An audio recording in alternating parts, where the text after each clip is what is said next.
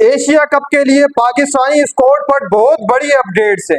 कब squad announce होने जा रहा है इस पर बात करेंगे। इसी के साथ साथ बाबर आजम स्क्वाड में शामिल हो पाएंगे या नहीं हो पाएंगे, इस हवाले से भी खबर आ चुकी है। और 16 रुकनी स्क्वाड अनाउंस किया जाएगा, यानी कि जैसे भारत अपना 15 रुकनी स्क्वाड अनाउंस करेगा, दीगर टीमें भी अपना 15-15 रुकनी स्क्वाड अनाउंस करेगा, लेकिन पाकिस्तान 16 रुकनी स्क्वाड अनाउंस करेगा। उसके पीछे की बड़ी वजह फकर जमान की इंजरी। फकर जमान हर टूर्नामेंट्स में देखा जाए तो वो इंजर्ड हो जाते हैं और वो बाहर हो जाते हैं, इसलिए पाकिस्तान क्रिकेट बोर्ड एक प्लेयर को बैकअप के ऊपर रखेगा। और जो बैकअप के ऊपर प्लेयर होगा, रिपोर्ट्स आ रही हैं कि बाबर आजम को बैकअप के ऊपर रखा जाएगा, यानी कि अगर कोई ओपनर इंजर्ड होता है तो बाबर आजम को जो स्क्वाड में लेकर आया जाएगा, 11 में खिलाया जाएगा।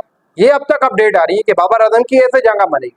वैसे बताया जा रहा है कि बाबर आजम की जगह नहीं बनेगी एशिया कप के स्क्वाड में, और ट्रायंगुलर सीरीज है उसका स्क्वाड अलग अनाउंस होगा, एशिया कप का स्क्वाड अलग अनाउंस होगा।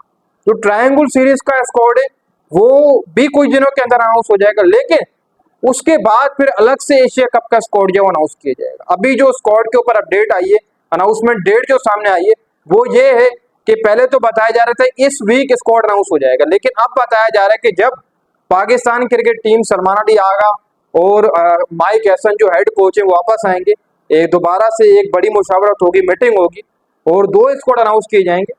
एक तो स्क्वाड ट्रायंगुलर सीरीज के लिए अनाउंस किया जाएगा, एक एशिया कप के लिए स्क्वाड अनाउंस किया जाएगा। ट्रायंगुलर सीरीज में बताया जा रहा है कि शाहीन शाह अफरीदी, हारिस रऊफ को रेस्ट कराया जाएगा। सलमान मिर्जा जिनको रोका गया डार्विन जाने से, ऑस्ट्रेलिया डार्विन जाने से, जो वो शाहीन स्क्वाड का हिस्सा थे वहां से उनको रोका गया, उनको ट्रायंगुलर सीरीज में इंक्लूड किया जाएगा। अहमद दानियाल को ट्रायंगुलर सीरीज के लिए इंक्लूड किया जाएगा, और हारिस और शाहीन को डायरेक्ट बताया जा रहा है कि फिर सीधा एशिया कप खिलाया जाएगा। क्या पता उनको रेस्ट करवाया जाए, क्योंकि यहाँ से सलमान मिर्जा को जब बोला गया है कि आप ऑस्ट्रेलिया ना जाए, डार्विन ना जाए, आप शाहीन के साथ ना जाए, तो जिसका साफ साफ मतलब यही है कि वो ट्रायंगुलर सीरीज के स्क्वाड में हो सकते हैं और एशिया कप के लिए पाकिस्तान को जो रिप्रेजेंट कर सकते हैं। ये अब तक रिपोर्ट सामने आई। इसी के साथ साथ शादाब खान का नाम सामने आ रहा है कि शादाब खान आपको स्क्वाड में होते हुए नहीं दिखाई देंगे। हालांकि T20 के वाइस कैप्टन है शादाब खान, लेकिन शादाब खान की इंजरी, फिर उन इंजरी के बाद सर्जरी हुई, लेकिन अभी तक कोई खबर सामने नहीं है शादाब खान के हवाले से। और जो टीम मैनेजमेंट है वो शादाब खान के नाम के ऊपर बिल्कुल भी गौर नहीं कर रही, ये अब तक रिपोर्ट सामने आ रही है, यानी कि जो शादाब खान है उनके नाम के ऊपर अभी तक गौर नहीं किया जाए। बाकी दीगर फास्ट बॉलर में अब्बास अफरीदी का नाम भी आ रहा है, शाहीन शाह अफरीदी, नसीम शाह, सलमान मिर्जा, अहमद दानियाल, हसन अली का नाम भी है। तो ये कुछ हमारे फास्ट बॉलर, अब्बास अफरीदी का नाम भी आ रहा है। अब 7 से 8 फास्ट बॉलर हमारे आई थिंक बन रहे हैं अगर यहाँ से देखा जाए।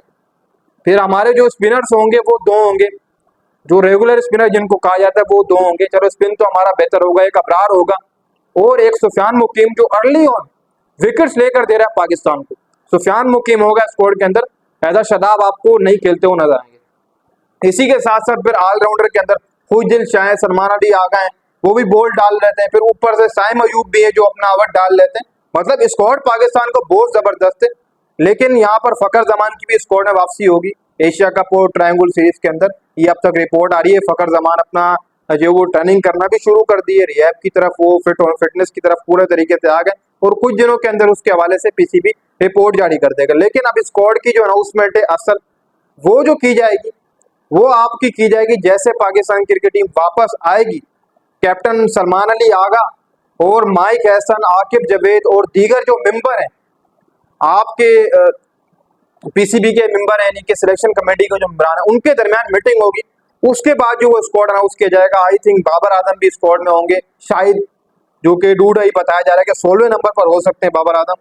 बाकी 15 रुकनी स्क्वाड में साइम अयूब, फकर जमान, हसन नवाज, सलमान अली आगा शामिल होंगे, दीगर प्लेयर शामिल होंगे, खुदिल शाह शामिल होंगे। फास्ट बॉलिंग पैनल तो मैंने आपको गिना दी, ये रख सकते हैं। और 2 स्पिनर जो वो इंक्लूड की जाएंगे, या फिर दोनों में से एक स्पिनर को रखा जाएगा, या अबरार अहमद या सुफियान मुकीम।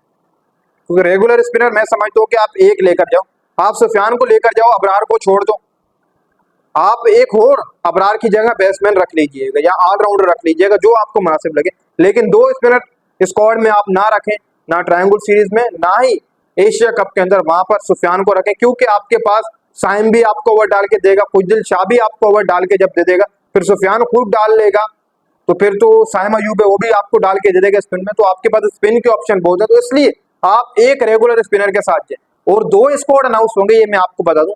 ट्रायंगल सीरीज के लिए अलग स्क्वाड होगा, उसमें कुछ अलग चेहरे आपको देखने को मिलेंगे। फिर एशिया कप में जो स्क्वाड होगा उसमें आपको कुछ अलग चेहरे देखने को मिलेंगे, सेम स्क्वाड नहीं होगा, अलग अलग नाम होंगे, अलग अलग नाम सामने आएंगे।